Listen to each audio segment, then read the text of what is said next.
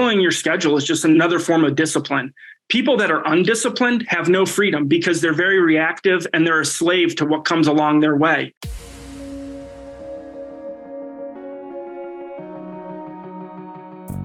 Agent Power Huddle is a daily jumpstart, giving you all the tools you need to create an amazing real estate career. Led by top experts in the field, you'll learn how to sell more houses in less time while creating the life you want. Welcome to the Agent Power Huddle.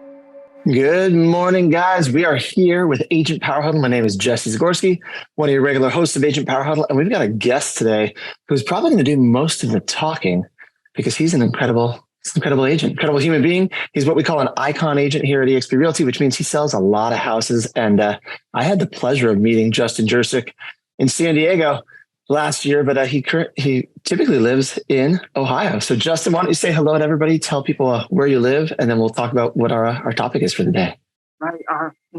You guys didn't hear that text message, did you? Maybe? No. All right. No. Okay. Good morning, the Agent Collective. My name's Justin Jurcak. I live in Northeast Ohio, so about halfway between Cleveland and Akron. So yeah, this is my market. Yeah, and we're talking today about for a powerful agent, like a successful agent, creating a daily routine, right? That's what we're diving into. And we'll probably get into some more things like that too, because I know there's some other really interesting things Justin does to create his business and create consistency. I'm on the road today. If you notice, I've got the Golden Gate Bridge behind me. I'm in an Airbnb in San Francisco. So you hear me okay, Justin? Everything sounds all right? Sounds good. How do I sound? You sound like a superstar. Perfect. Good. Ronnie gives a thumbs up. Thanks, Ronnie. All right, cool. The internet in my office is working. Good.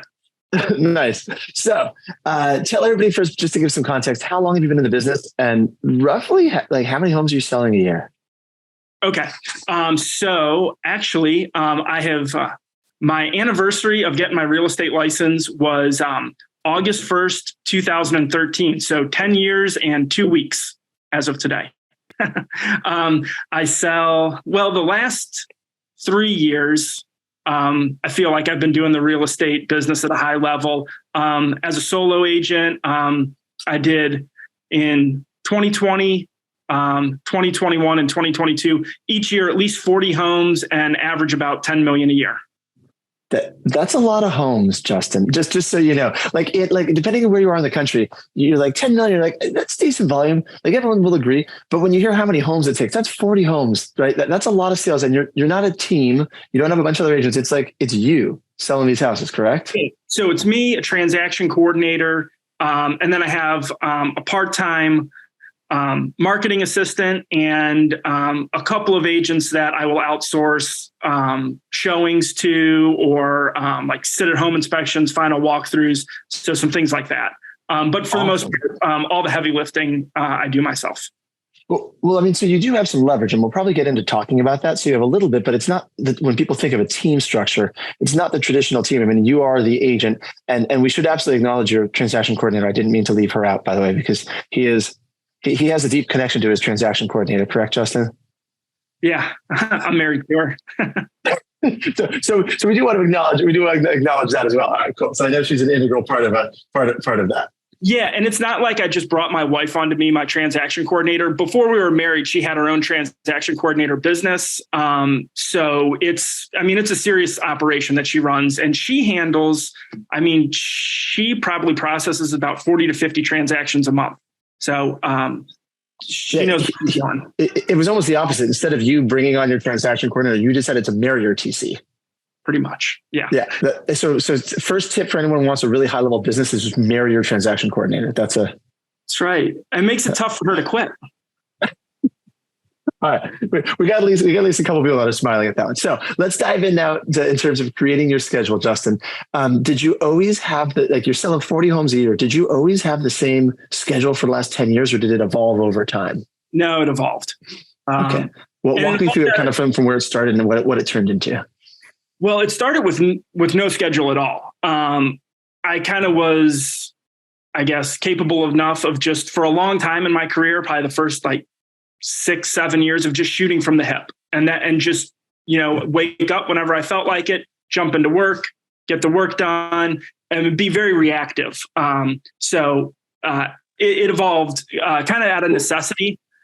Well, can we pause there for a minute? So were you effective still when you were shooting from the hip? Like, were you still able to sell a high level of homes those first few years, or did your volume, was it? No, it was the production was lower. Okay. And probably the first 4 years of my career, I was just kind of walking around in the dark, and it took finding some good mentors to really show me like what the next level should look like. It was a work in progress for a long time. So what was what did it evolve into? Let's give people kind of that outline, then we'll go into what were some of the lessons you learned. So how did you, when you first had that wake up, the realization like, okay, I need some structure, what did you start putting into place? So I think 2020 was probably the like turning point of, when I really got religious about my schedule and, how I handled my life and everything like that. In 2020, I sold 40 homes, and it was kind of like a breakthrough year. Before that, I had sold maybe 30 to 35 homes. I ended up selling 40 homes in 2020, but it was just, 2020 was a crazy year. And by the end of the year, I was totally stressed, maxed out. I loved the money that I was making, but I really didn't want to be a real estate agent anymore. And ended up meeting with one of my friends who he actually runs a team. And I just, kind of just opened up to him about what I was going through. And he suggested adding some leverage with a showing assistant and a transaction coordinator. And once I had those pieces in place, I also had to, look at myself from a leadership standpoint and what standard am I holding myself to? How can I have employees that work for me and I'm kind of just, doing whatever, but I expect them to do, a certain, certain, they have their own responsibilities, but what am I holding myself to? So 2020 was like kind of the year everything shifted. Interesting. So you're kind of looking at like, how do you expect them to show up if you're not showing up at any certain time? Yeah. So all right. So walk me through your day now. What's it look like? I want to know the end result, and then we'll kind of go back to like building it up. You wake up in the morning. Do you have like personal care? Then just walk me through your day. Yeah. All right. I'm going to take you through it. And I'm going to start with the kind of like the mental perspective that I approach my day with. So everything in my schedule is designed to produce a great lead generation session in the morning that results in abundance of business. This is the daily schedule that I followed in 2021 and 2022. I followed it to a T. I believe the number one indicator of success in your business is the ability to be consistent. I think most real estate agents get into the business and they drop the ball right there, and they're behind the ball right there because they can't even be consistent. I don't know how many of you have heard that they got into people get into real estate because they like the freedom. Freedom is freedom reveals you. So I guess what I would say with that is freedom reveals who you are. Another way to say that is if you've ever heard of the saying like money changes people. Well, money is just financial freedom. It didn't actually change anyone. It just revealed who they are. So number one indicator in business is to be consistent. Consistency starts with a daily schedule. I think that's where most small business owners fail.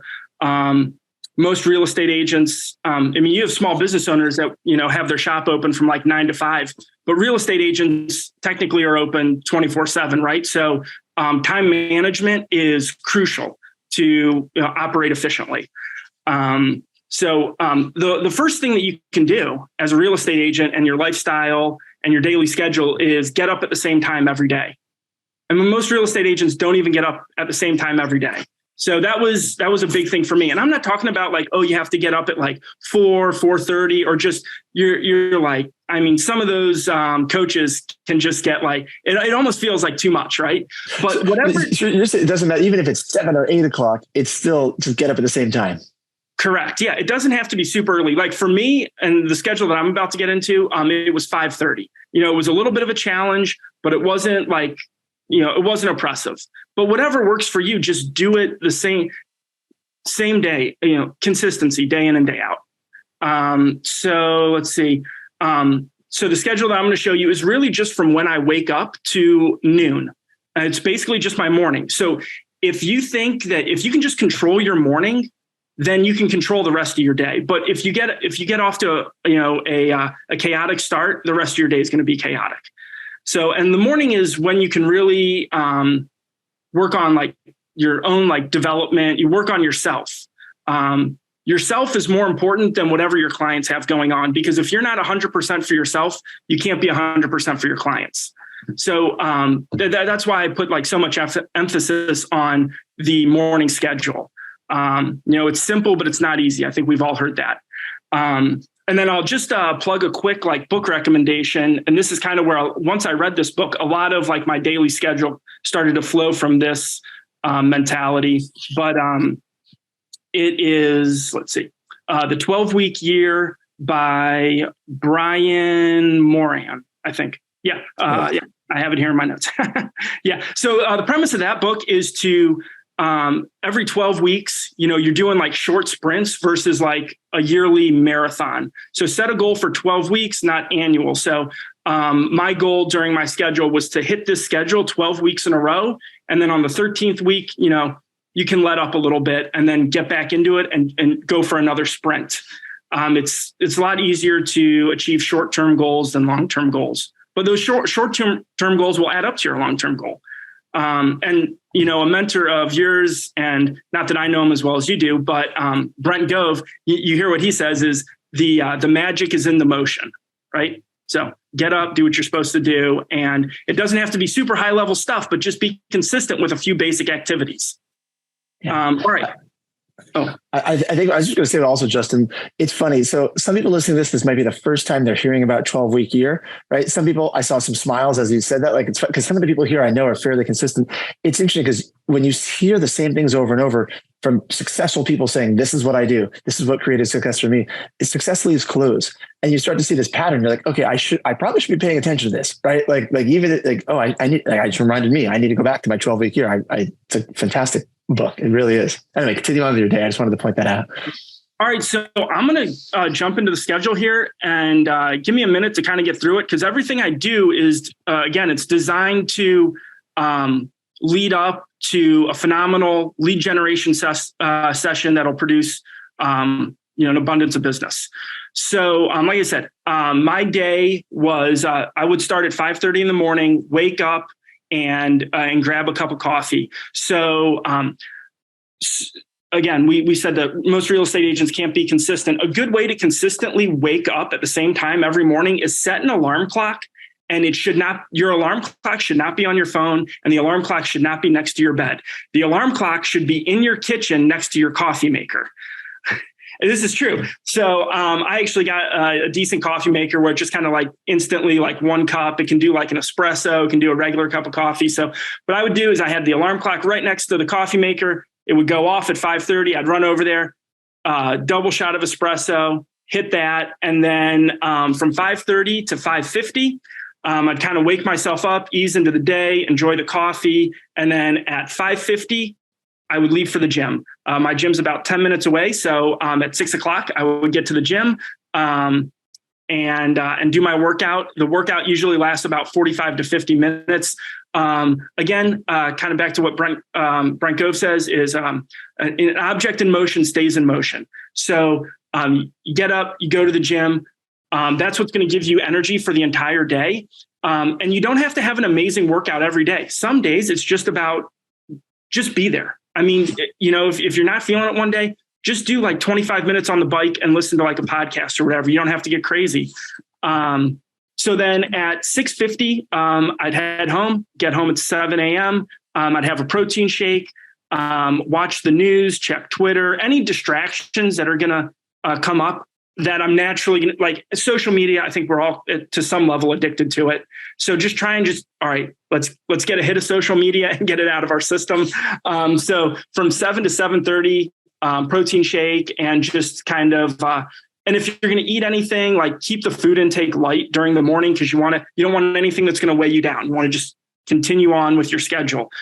At 7:30, I kind of called that like my cleanup or like, get ready or grooming time.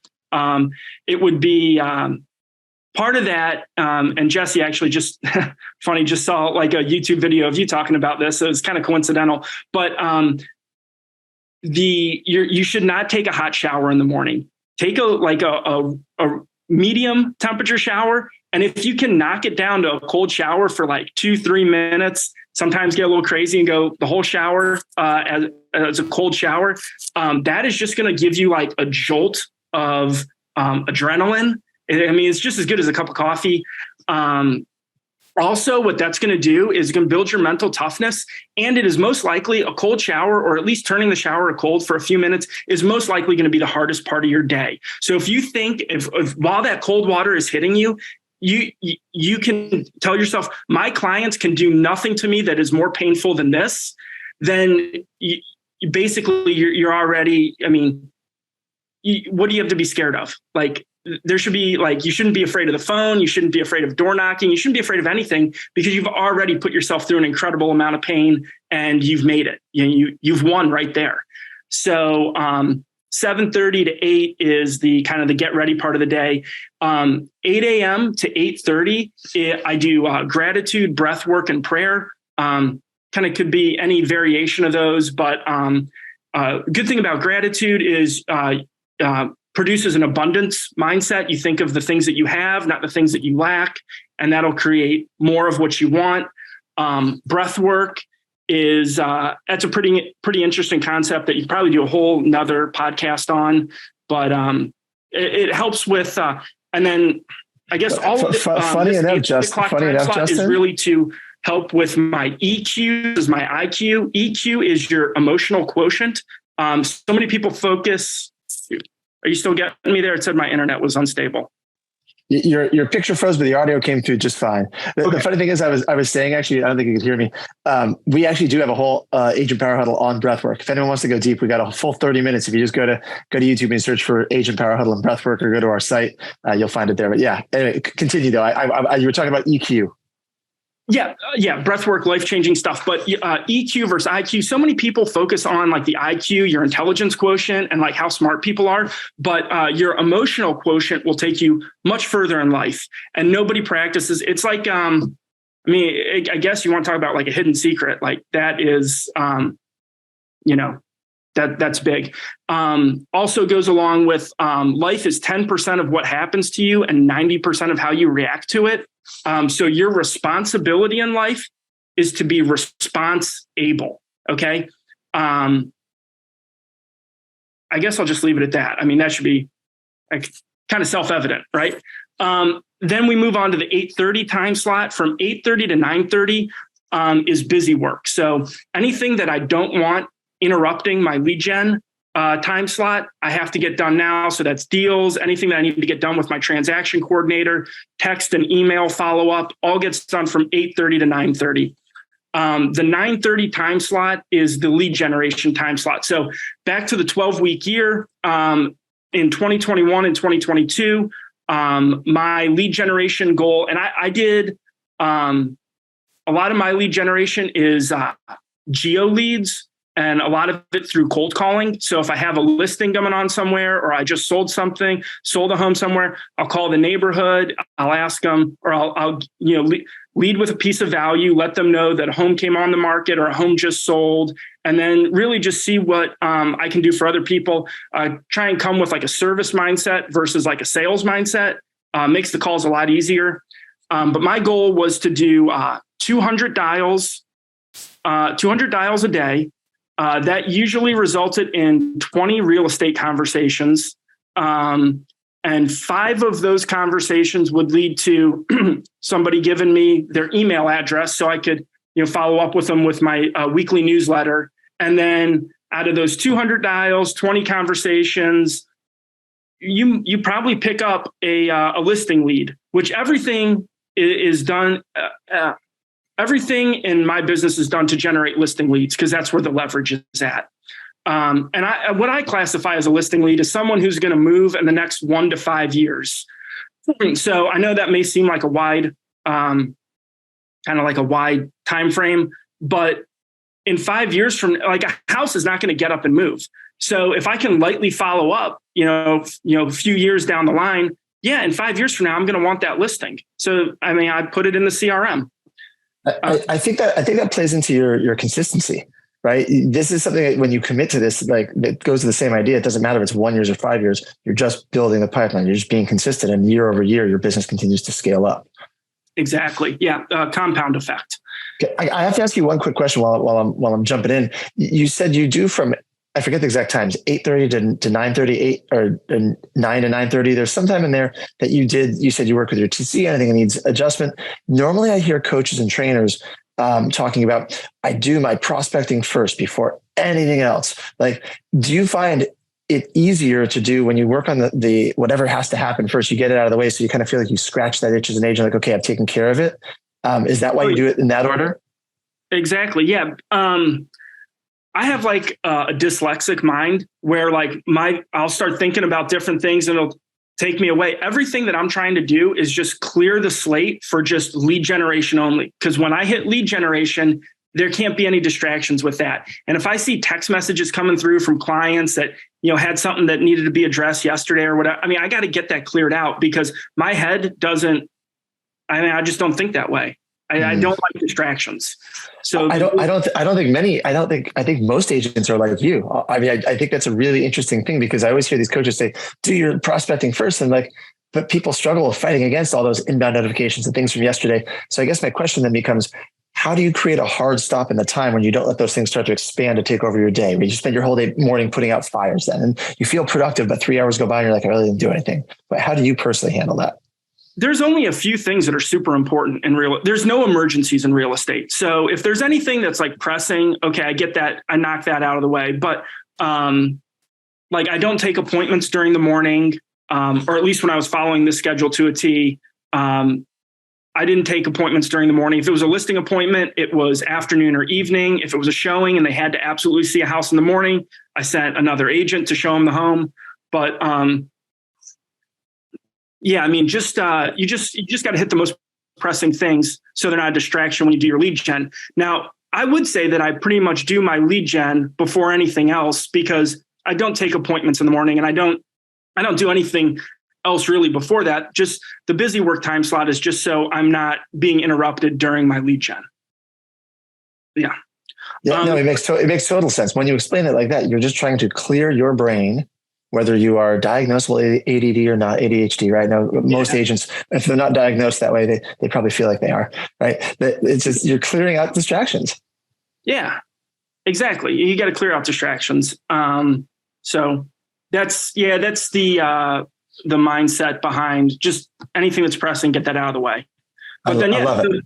The lead generation is 9:30 to 11:30, and I do the cold calls in my like geo leads, or like circle prospecting is another word for it.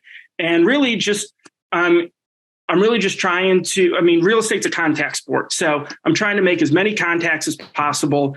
The goal is to create so many opportunities that one opportunity doesn't, or one disappointment doesn't disappoint you, right? So you don't actually need to be a good salesperson if you have a lot of opportunities, because if you throw enough, spaghetti against the wall, like some of the noodles are going to stick to it, right?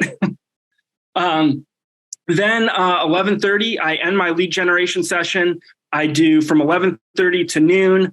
Any missed calls, text messages that I missed during my lead gen, knock those out from 11:30 to noon. Noon is a lunch break from about 12 to 1 or 12 to 12:45. I eat half a chicken breast and some broccoli just to keep it light.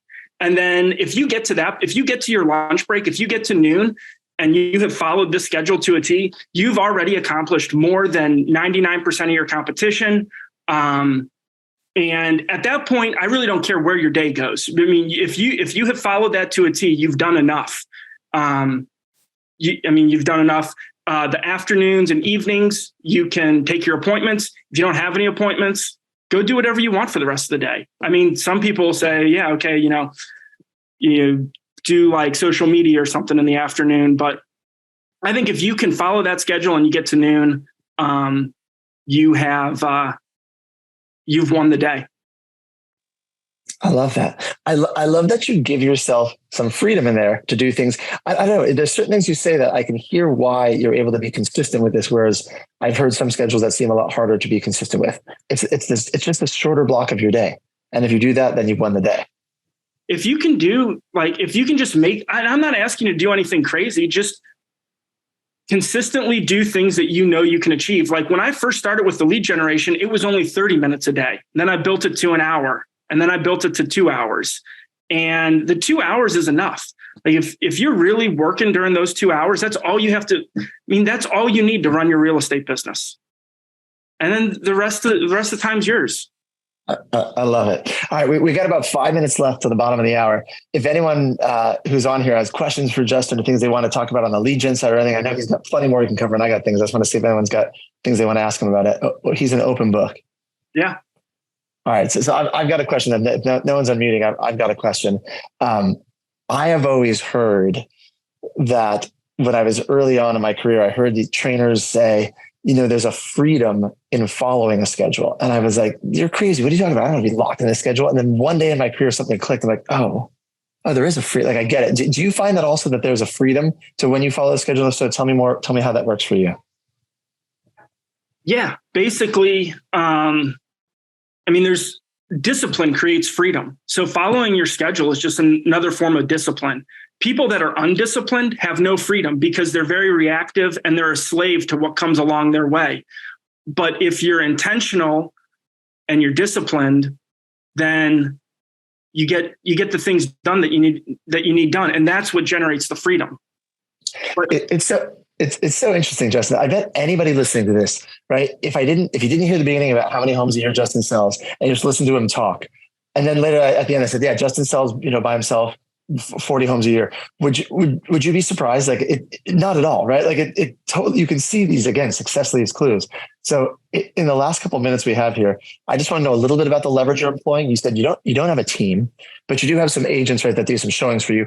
How did you start to balance that? And that might be a whole other topic where you have you back to break that down. But what do you do with these agents? How'd you get some leverage in terms of how do you sell 40 homes a year without going crazy as a solo agent?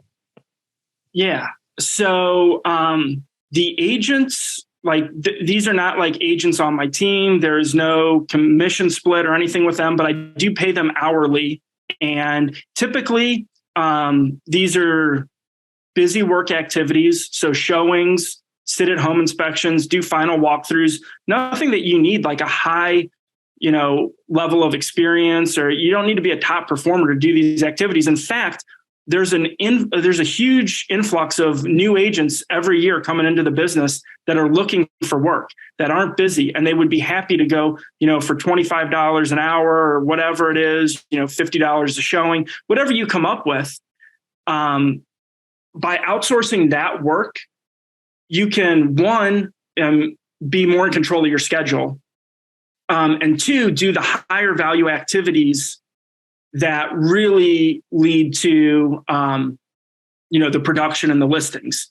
If you focus all on, there's a rule of thumb that one listing should lead to 3 pieces of business. So if I can work back, so the listing should sell, the seller should buy with you, and the presence or just the mere possession of a listing should lead to one other piece of business. I found for me personally, it's not a 3-to-1, it's more to a 2-to-1. So like 2.1 to 2.2, every listing I take. So if I can take 20 listings in a year, I'll sell 40 homes. So if I can work backwards to how do I get to those 20 listings, everything else will fall into place. I love it, Justin. All right. We've got less than a minute left. Do you have any pieces of advice, things that tie together? Any sort of anything that you want to leave everybody with? Anything do you have any mantras, sayings, or just any piece of advice you want to leave everybody with today? Let's see, mantras or sayings, or anything you did, or anything you didn't cover. Anything you're like, oh man, I just want to make sure. Other than that, if not, I think you've hammered it home. That there's such a beauty in this simplicity of consistency. But what do you have? What do you want to tie it all together with? Yeah, I guess it's kind of like live life by design, or live life with intention. And And that's how you're going to be in control of your life. If you're not in control of your life and your schedule and all that type of stuff, then you're going to fall victim to other people's schedule or just whatever's coming along in your everyday activity. You're going to be a reactive agent. And the top agents in this business are intentional. So if you can be intentional with your schedule, you can be intentional with everything. Justin, I love it. And because this whole episode today is on schedules, I am going to end on time and make sure we do this. So if people want to get a hold of you, how can they reach you? How can they connect with you later? Yeah. My phone number, you can call or text me 330-414-3682. If you're an EXP agent, you can find me on Workplace, or Facebook or Instagram, any of that type of stuff. And, all you have to do is reach out to me and I'm happy to, I can go forever on real estate conversations. So you talk to me, I'm an open book. You're good, Justin. Seriously, this is great. Thank you for being here. Everybody, we will see you tomorrow. Justin, this is wonderful. Have a great day, guys. Thanks, bye, everybody. If you'd like more information or to get connected to the Agent Power Huddle, join our free Facebook group. This call was designed for the agents in our EXP organization, but open to any agent from any brokerage. If you're a guest and you're interested in learning more about EXP or our specific resources within the Agent Collective, reach out to the person who invited you to this call to get more info. Produced by the Agent Collective Media Network.